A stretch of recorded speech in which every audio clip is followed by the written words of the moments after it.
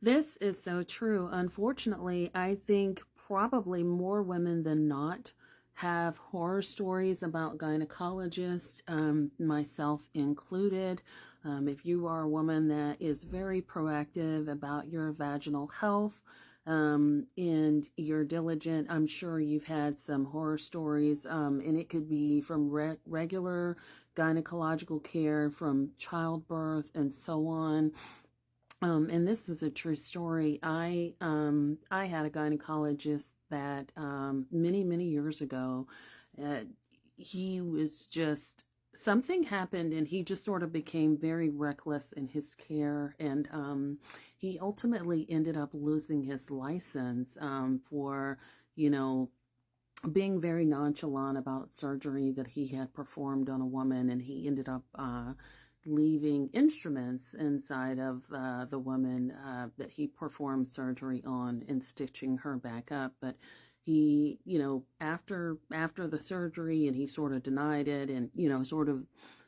It was a huge thing. It was like an article in where he had gaslit this woman to, basically say that she was crazy, and that her after surgery symptoms were all in her head and all of this. And so that happens quite a bit. And then just surgery, and then trauma stories through childbirth, as well as dismissiveness around symptoms, or even just sort of being brutal, but I think a lot of, especially when it comes to medical care, a lot of doctors dismiss or minimize women's symptoms, especially around pain, or say that it's all in their head, or so on and so forth. Or they treat people like a piece of meat, or they're very rough in their care. They lack bedside manner. So the list can go on and on, but yeah, that's just the tip of the iceberg, and can be quite scary.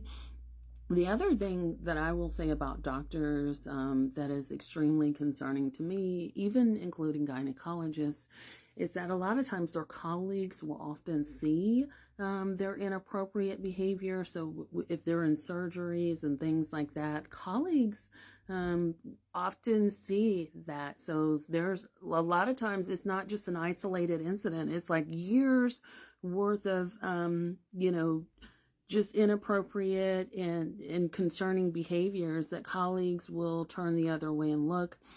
Or if they do report it to upper level management, especially within hospitals, a lot of times they will often look the other way unless there's a huge liability. But whistleblowers are often retaliated against in medical care, or just in general, really.